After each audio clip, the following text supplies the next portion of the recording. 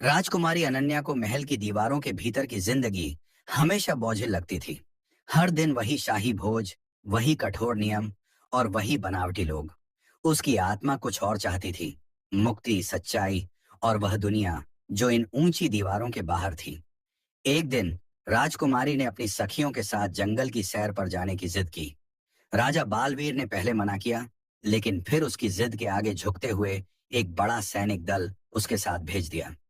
जंगल की गहरी हरियाली में सैर करते हुए राजकुमारी की नजर एक छोटी पहाड़ी पर चरती भेड़ों के झुंड और उनके रखवाले पर पड़ी।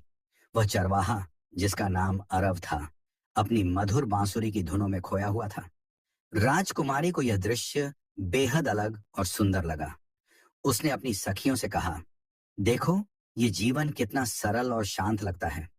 लेकिन जब सैनिकों ने चरवाहे के करीब जाने का सुझाव दिया, तो राजकुमारी ने उन्हें रोक दिया। वह हमारा अतिथि नहीं है, उसे डराने की जरूरत नहीं, उसने सख्त लहजे में कहा। वहीं दूसरी ओर चरवाहा अरब ने राजकुमारी की झलक देखी, लेकिन उसकी नजरें आदर से झुकी रहीं। वह समझ चुका था कि यह कोई साधारण युवती नहीं, बल्कि राजमहल से आई है। कुछ दिनों बाद राजकुमारी ने महल से बाहर जाने की जिद की, और इस बार वह अपनी पहचान छिपाकर अकेले जंगल में गई। उसने सादे कपड़े पहन लिए, ताकि कोई उसे राजकुमारी न समझ सके। वह उसी जगह गई जहां अरब अपनी भेड़ों के साथ होता था। जंगल के बीचों बीच जब अरब ने उसे देखा, तो उसने विनम्रता से पूछा, देवी, क्या आप रास्ता भटक गई हैं? राजकुमारी ने मुस्कुराते हुए जवाब दिया, नहीं, मैं सिर्फ इन पहाड़ियों की सुंदरता देखने आई हूं। तुम यहाँ क्या करते हो? अरब ने सहजता से जवाब दिया, मैं अपनी भेड़ों का ध्यान रखता हूँ और अपनी बांसुरी के सुरों से उन्हें शांत करता हूँ। ये मेरी दुनिया है, साधारण और शांति से भरी हुई। राजकुमारी ने उसके शब्दों में सच्चाई और उसके जीवन की सरलता को महसूस किया। वह अरब से प्रभावित हुई, लेकिन उसे अपनी पहचान बताने की हिम्मत नहीं हुई। उसने खुद को एक साधारण लड़की के रूप में प्रस्तुत किया। महल में राजा बालवीर को राज्य के कोष में घटाव की खबर मिली। मंत्री ने बताया कि महल का खजाना तेजी से खाली हो रहा है। राजा परेशान हो गए और उन्होंने तुरंत एक सभा बुलाई। राजकुमारी अनन्या भी इस बैठक में शामिल हुई। राजा ने कहा, हमारे राज्य में या तो चोरी हो रही है, या हमारी योजनाओं में कोई गंभीर चूक है। हमें तुरंत समाधान खोजना होगा। मंत्री ने सुझाव दिया, राजा साहब, हमें गांवों का दौरा करना चाहिए। वहां के लोगों से उनकी समस्याएं और जरूरतें जाननी होंगी। शायद इस समस्या की जड़ वहीं हो। राजकुमारी ने मौका पाकर कहा, पिताजी, मुझे भी इस दौरे पर जाने दीजिए। मैं देखना चाहती हूँ कि हमारे राज्य के लोग कैसे रहते हैं। राजा बालवीर ने पहले हिचकिचाते हुए अनुमति दी, लेकिन यह तय किया कि राजकुमारी पर नजर रखने के लिए सैनिकों को भेजा जाएगा। इस दौरे पर राजकुमारी को गांवों की असली तस्वीर दिखाई दी। गरीबी, भूख और लोगों की कठिनाइयों ने उसे झकझोर दिया। वहीं उसने अरब को फिर से देखा, जो एक गांव के बच्चों को पढ़ा रहा था। उसकी सादगी और दूसरों के लिए करुणा ने उसे और अधिक प्रभावित किया। लेकिन इस बार महल के मंत्री ने भी अरब पर ध्यान दिया। मंत्री ने राजा को बताया, इस चरवाहे का प्रभाव गांव के लोगों पर गहरा है। वह उनकी बात सुनता है और उन्हें प्रेरित करता है। लेकिन क्या यह हमारे लिए खतरा बन सकता है? राजा ने गहराई से सोचते हुए कहा, अगर कोई हमारे राज्य की एकता को चुनौती दे रहा है, तो उसे रोकना होगा। हमें यह चरवाहा कौन है और उसकी मंशा क्या है, जानना होगा। जंगल के उसी शांत कोने में राजकुमारी अनन्या ने अब अरब से बार बार मिलने का बहाना ढूंढ लिया। हर कुछ दिनों में वह साधारण वेशभूषा में महल से निकलती और भेड़ों के झुंड के पास जाकर बैठ जाती। शुरुआत में अरब ने उससे ज्यादा सवाल नहीं किए। वह विनम्रता से अपनी बांसुरी बजाता और कभी कभी उसके सवालों के जवाब दे देता। राजकुमारी भी धीरे धीरे उसकी सरल बातों और शांत स्वभाव से प्रभावित होने लगी। एक दिन जब राजकुमारी ने पूछा, तुम इतना खुश कैसे रहते हो? तुम्हारे पास तो कोई धन दौलत भी नहीं है। अरब मुस्कुराया और बोला, धन दौलत खुशियां नहीं देती। मेरे पास मेरी भेड़ें हैं, ये पहाड़ियां हैं और शांति है। बस यही काफी है। राजकुमारी उसकी सादगी पर मुस्कुराई और बोली, तुम्हारी बातें सुनकर मुझे लगता है कि मैं भी अपनी दुनिया से भागना चाहती हूँ। वहां सब कुछ दिखावे का है। अरब ने ध्यान से उसकी बात सुनी, लेकिन वह यह समझ नहीं सका कि उसकी दुनिया कितनी अलग है। कुछ ही मुलाकातों में दोनों की बातचीत ज्यादा सहज हो गई। अरब ने उसे चरवाहों की जिंदगी के छोटे छोटे पहलुओं के बारे में बताया। उसने राजकुमारी को अपनी भेड़ों के नाम भी बताने शुरू कर दिए और यह भी कि कैसे हर एक की आदतें अलग हैं। एक दिन उसने राजकुमारी को बांसुरी पकड़ाई और कहा, तुम भी इसे बजाने की कोशिश करो।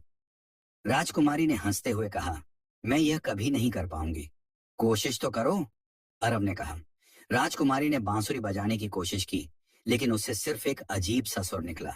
अरब ने हंसते हुए कहा, चलो, तुमने कोशिश तो की, बस अभ्यास की जरूरत है। महल में राजा बालवीर अब राज्य के खजाने और प्रजा की स्थिति को लेकर चिंतित थे।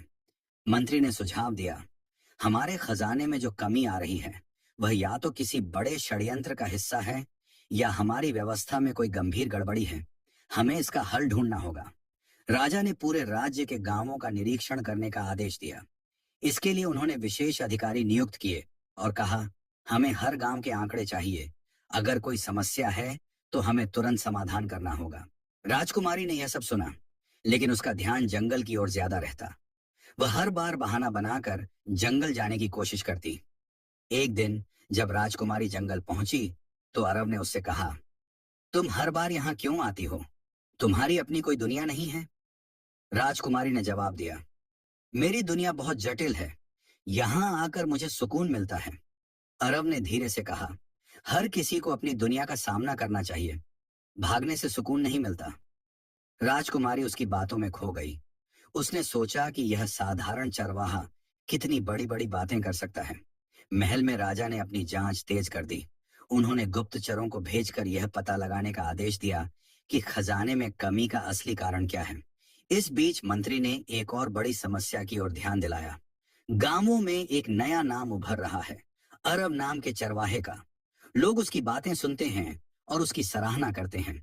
हमें यह देखना होगा कि क्या वह हमारी सत्ता के लिए खतरा बन सकता है।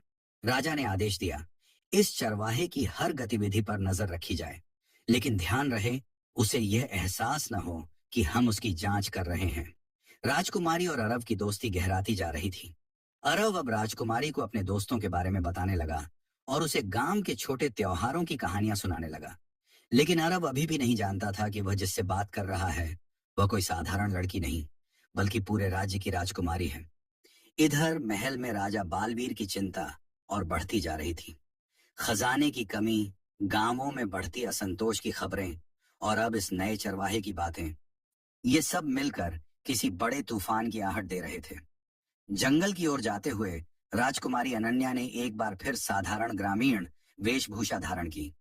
वह हल्के भूरे रंग की साड़ी पहने, सिर पर एक साधारण कपड़ा लपेटे और पैरों में सादे चप्पल पहने निकली। उसकी शाही पहचान इस साधारण वेशभूषा के नीचे पूरी तरह छिप गई थी। राजा बालवीर ने उसकी सुरक्षा के लिए सैनिकों को पीछे लगाया था, लेकिन राजकुमारी के चतुराई से साधारण ग्रामीण लड़की जैसा व्यवहार करने के कारण सैनिक उसे पहचान नहीं पा रहे थे। वह जंगल में अरब से मिलने के लिए आसानी से निकल गई। जैसे ही वह अरब के पास पहुंची, अरब भेड़ों के झुंड के साथ बैठा बांसुरी बजा रहा था। उसकी बांसुरी की धुन हमेशा की तरह मधुर और शांति देने वाली थी। राजकुमारी ने उसे देखकर मुस्कुराते हुए कहा, तुम्हारी बांसुरी हर बार मुझे यहाँ खींच लाती है। अरब ने मुस्कुराते हुए जवाब दिया, और तुम्हारी जिज्ञासा हर बार तुम्हें यहाँ ले आती है। आज तुम्हारा चेहरा पहले से ज्यादा खुश लग रहा है। क्या हुआ? राजकुमारी ने मुस्कुराते हुए कहा, कुछ खास नहीं, बस मैं तुमसे कुछ नई कहानियां सुनना चाहती हूँ। अरब ने उसे एक बड़ी चट्टान पर बैठने का इशारा किया और कहा, ठीक है, लेकिन पहले मुझे यह बताओ, तुम कौन हो? तुम्हारे सवाल और बातें किसी साधारण गांव की लड़की की तरह नहीं लगती। राजकुमारी ने हंसते हुए कहा, मैं बस एक जिज्ञासु लड़की हूँ जो दुनिया को समझना चाहती है। और तुम कौन हो? तुम्हारे पास इतनी सादगी में भी इतनी समझदारी कहाँ से आई? अरब ने सरलता से जवाब दिया, जब तुम्हारे पास खोने को कुछ न हो तो तुम हर चीज को गहराई से देखना सीखते हो। जीवन मुझे सिखाता है, बस। इस दौरान राजा के सैनिक जंगल में इधर उधर गश्त लगा रहे थे। वे दूर से राजकुमारी को देख सकते थे, लेकिन साधारण वेशभूषा और उसकी बदली हुई चाल ढाल के कारण वे उसे पहचान नहीं सके। यह तो किसी गांव की साधारण लड़की लगती है, राजकुमारी नहीं हो सकती, एक सैनिक ने दूसरे से कहा। हाँ, राजकुमारी तो हमेशा शाही पोशाक में होती हैं, ये औरत तो साधारण सी दिखती है, दूसरे ने जवाब दिया। राजकुमारी ने सैनिकों को अपनी ओर देखते हुए महसूस किया, लेकिन उन्हें अनदेखा करते हुए अरब की ओर ध्यान दिया। वह जानती थी कि उसकी वेशभूषा और साधारण व्यवहार उसकी पहचान छिपाने में मददगार होगा। अरब ने उसे अपनी भेड़ों के बारे में बताया। ये भेड़ें मेरी दुनिया हैं। हर एक की अपनी खासियत है। देखो, वह जो सफेद भेड़ है, वह हमेशा झुंड से अलग चलती है। और वह काली भेड़, वह सबसे समझदार है। राजकुमारी ने भेड़ों की ओर देखते हुए कहा, तुम्हारी जिंदगी कितनी सरल और सुखद लगती है। मैं सोचती हूँ कि कभी कभी मेरे पास भी ऐसा ही जीवन होता। अरब ने उसकी बात सुनकर कहा, जिंदगी कभी आसान नहीं होती, चाहे तुम राजा हो या चरवाहा। बस संतोष ही सच्ची खुशी लाता है। महल में राजा बालवीर को प्रजा से जुड़ी नई समस्याओं की खबरें मिलने लगीं। गांवों में असंतोष बढ़ रहा था और खजाने की कमी अब चिंता का विषय बन गई थी। मंत्री ने राजा से कहा, हमारे पास ज्यादा समय नहीं है। अगर हमने जल्द समाधान नहीं निकाला तो प्रजा का भरोसा टूट सकता है। राजा ने एक बार फिर अपनी जांच बढ़ाने के आदेश दिए। उन्होंने कहा, हर गांव का निरीक्षण किया जाए और यह पता लगाया जाए कि खजाने में यह कमी कैसे आ रही है। जंगल में राजकुमारी और अरब की मुलाकातें बढ़ती जा रही थीं। उनकी दोस्ती अब और गहरी होने लगी थी। लेकिन अरब अब भी नहीं जानता था कि वह जिससे बातें कर रहा है, वह कोई साधारण लड़की नहीं, बल्कि पूरे राज्य की राजकुमारी है। जंगल की मुलाकातों ने राजकुमारी अनन्या और अरब के बीच गहरी दोस्ती को जन्म दिया। हर मुलाकात में राजकुमारी अरब से नई बातें सीखती और अपनी शाही जिंदगी की समस्याओं को कुछ देर के लिए भूल जाती। अरब की सादगी, उसके जीवन के प्रति संतोष और उसकी बांसुरी की धुनों ने राजकुमारी के दिल में एक नई भावना जगा दी थी। लेकिन वह इसे अभी तक पूरी तरह समझ नहीं पाई थी। एक दिन राजकुमारी ने अरब से पूछा, अगर तुम्हें राजा बनने का मौका मिले तो तुम क्या करोगे? अरब ने बांसुरी नीचे रखते हुए कहा, राजा बनने का सपना मैंने कभी नहीं देखा, लेकिन अगर मैं राजा होता तो मैं सबसे पहले यह सुनिश्चित करता कि हर व्यक्ति को भोजन, आश्रय और शिक्षा मिले। लेकिन मुझे लगता है मैं अपनी भेड़ों और इस जंगल के बिना अधूरा रहूंगा। राजकुमारी उसकी बातों में खो गई। उसने सोचा, इतनी साधारण जिंदगी जीने वाला इंसान भी इतना गहराई से सोच सकता है।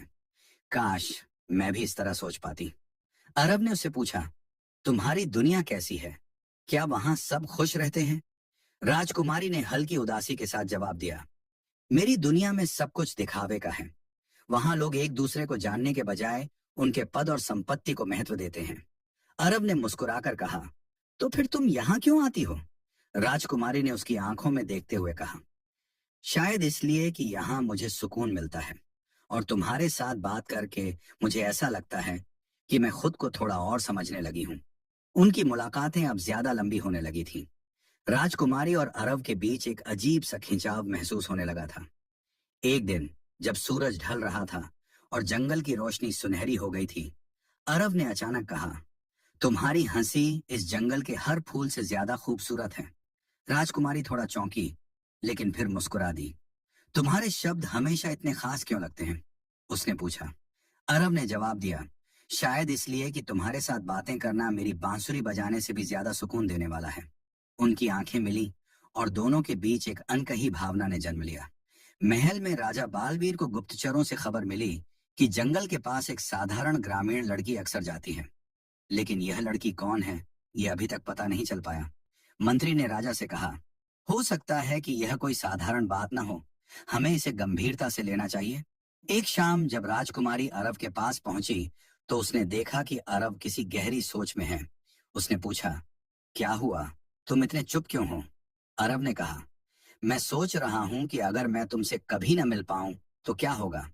राजकुमारी चौंकी। ऐसा क्यों सोच रहे हो? उसने पूछा।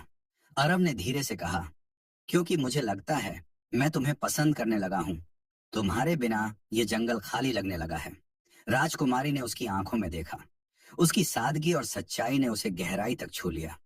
उसने पहली बार अपने दिल की बात कही, अरब, मुझे भी ऐसा ही लगता है, लेकिन मेरी जिंदगी बहुत जटिल है। मैं तुम्हें ये सब अभी नहीं समझा सकती। अरब ने मुस्कुराते हुए कहा, तुम्हारी सच्चाई मेरे लिए काफी है, मैं इंतजार कर सकता हूँ। राजकुमारी और अरब का प्यार अब गहराने लगा था, लेकिन राजकुमारी की पहचान अभी भी छिपी थी।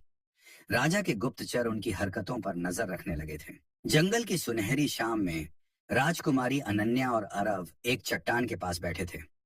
आसमान नारंगी रंग से रंगा हुआ था और अरब की बांसुरी की धुन चारों ओर गूंज रही थी।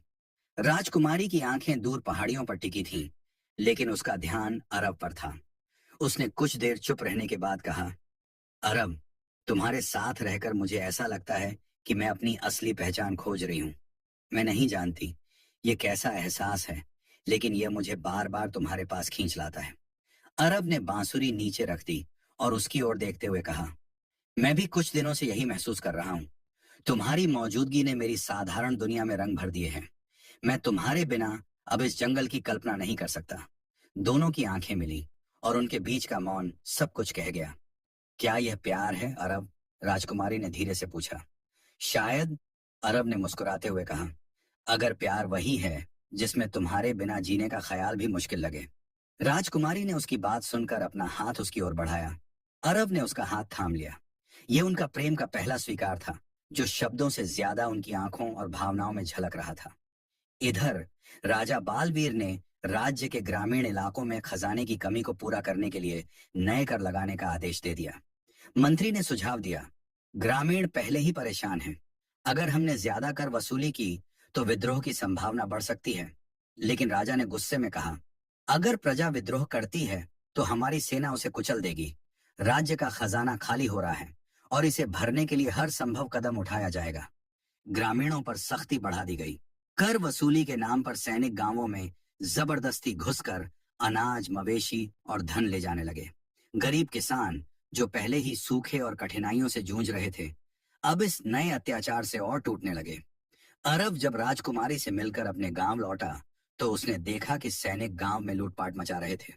एक बूढ़ा किसान, जिसकी एकमात्र भैंस सैनिक छीन कर ले जा रहे थे, चीख रहा था, यह मेरी जिंदगी है, इसे मत ले जाओ। अरब ने आगे बढ़कर सैनिकों से कहा, आप यह अन्याय क्यों कर रहे हैं? क्या राजा को यह सब पता है? सैनिकों ने अरब को धक्का देते हुए कहा, राजा के आदेश का पालन करना हमारा कर्तव्य है।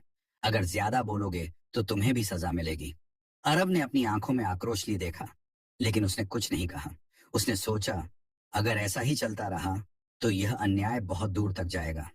अगली मुलाकात में अरब ने राजकुमारी से गांव में हो रहे अत्याचार की बात की। राजा के सैनिक गरीबों से सब कुछ छीन रहे हैं, ये कब तक चलेगा? उसने पूछा। राजकुमारी ने गहरी सांस लेते हुए कहा, मुझे यह सब सुनकर दुख हो रहा है, लेकिन राजा को क्या पता नहीं होगा कि उसकी प्रजा कितनी तकलीफ में है। अरब ने गंभीर स्वर में कहा, अगर राजा को पता है और फिर भी वह कुछ नहीं कर रहा तो वह राजा कहलाने लायक नहीं है। एक सच्चा राजा अपनी प्रजा का ख्याल रखता है, न कि उन पर अत्याचार करता है। राजकुमारी का दिल भारी हो गया। वह जानती थी कि राजा बालवीर उसके पिता हैं, और यह सब सुनकर उसे अपने रिश्ते और कर्तव्य के बीच की खाई साफ दिखने लगी। अरब ने उसकी आंखों में देखते हुए कहा, अनन्या, तुम कौन हो यह मेरे लिए मायने नहीं रखता, लेकिन मैं जानता हूं कि तुम्हारे पास एक शक्ति है। तुमसे उम्मीद है कि तुम इस अन्याय के खिलाफ कुछ करोगी।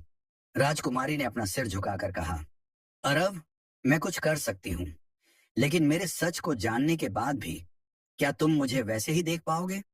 अरब ने उसके चेहरे को छूते हुए कहा, तुम्हारी सच्चाई कुछ भी हो, लेकिन मेरे लिए तुम वही रहोगी जिसने मेरे जीवन को बदल दिया।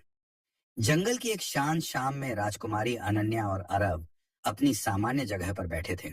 सूरज ढल चुका था और हल्की चांदनी चारों ओर फैल गई थी। दोनों ने अपने दिल की बात साझा की थी और अब उनके बीच केवल सच्चे प्यार का एहसास था। लेकिन उनकी इस गहरी बातचीत को छिपकर देख रहा था राजा का एक गुप्तचर। उसने तुरंत महल लौटकर राजा बालवीर को यह खबर दी। महल में गुप्तचर ने राजा से कहा, महाराज, आपकी बेटी राजकुमारी अनन्या जंगल में एक साधारण चरवाहे के साथ समय बिता रही हैं। वह अपने राजसी वेशभूषा में नहीं, बल्कि ग्रामीण वेशभूषा में जाती हैं। वह चरवाहा अरब नाम का एक युवक है। राजा बालवीर गुस्से से लाल हो गए। एक साधारण चरवाहा, मेरी बेटी, ये कैसे हो सकता है? उन्होंने तुरंत अपने सैनिकों को आदेश दिया, उस चरवाहे को पकड़कर मेरे सामने लाओ और राजकुमारी को महल के अपने कक्ष में बंद कर दो। वह अब कहीं नहीं जाएगी। अगले दिन जब अरब अपने गांव में भेड़ों के साथ था, राजा के सैनिक वहां पहुंचे। उन्होंने अरब को बिना कुछ बताए पकड़ लिया। मुझे क्यों ले जा रहे हो? अरब ने चिल्लाते हुए पूछा। सैनिकों ने कहा, राजा के आदेश का पालन करो, तुम्हें काल कोठरी में डालने का हुक्म हुआ है। गांव वाले यह सब देखकर डर गए। अरब की मां ने रोते हुए सैनिकों से कहा, मेरा बेटा निर्दोष है, उसे मत ले जाओ। लेकिन सैनिकों ने किसी की एक न सुनी और अरब को खींचते हुए महल ले गए। महल में राजा बालवीर ने अरब को देखते ही कहा, तुम्हारी हिम्मत कैसे हुई मेरी बेटी के करीब जाने की? तुम्हारी औकात क्या है? अरब ने राजा की आंखों में देखकर कहा, प्यार में औकात नहीं देखी जाती महाराज। मैंने कभी राजकुमारी को उनकी पहचान के कारण नहीं चाहा। मैंने उन्हें उनकी सादगी और इंसानियत के लिए चाहा। राजा का गुस्सा और बढ़ गया। उन्होंने सैनिकों से कहा, इसे काल कोठरी में डाल दो और इसे इतना सड़ा दो कि इसे अपने कर्मों का पछतावा हो। उधर राजकुमारी अनन्या को जब पता चला कि अरब को पकड़ लिया गया है, तो उसने अपने कमरे से निकलने की कोशिश की, लेकिन द्वार पर खड़े सैनिकों ने उसे रोक दिया। आपके पिता ने आदेश दिया है कि आप अपने कक्ष से बाहर नहीं जा सकती, सैनिकों ने कहा। राजकुमारी ने गुस्से में कहा, यह अन्याय है, मुझे बाहर जाने दो। लेकिन उसकी आवाज महल की दीवारों में कैद होकर रह गई। गांव में राजा के सैनिकों ने अरब के परिवार पर अत्याचार करना शुरू कर दिया। यह चरवाहा राजा के खिलाफ जाने की हिम्मत करता है, इसका परिवार भी इस अपराध का खामियाजा भोगेगा, सैनिकों ने कहा। अरब के घर का सारा अनाज जब्त कर लिया गया। उसकी मां को घर से बाहर निकाल दिया गया। उनके जानवर छीन लिए गए। गांव वाले डर के कारण कुछ नहीं कर पा रहे थे, लेकिन उनके भीतर धीरे धीरे विद्रोह की भावना जन्म ले रही थी। अपने कक्ष में बंद राजकुमारी ने रोते हुए सोचा, अरब निर्दोष है, उसका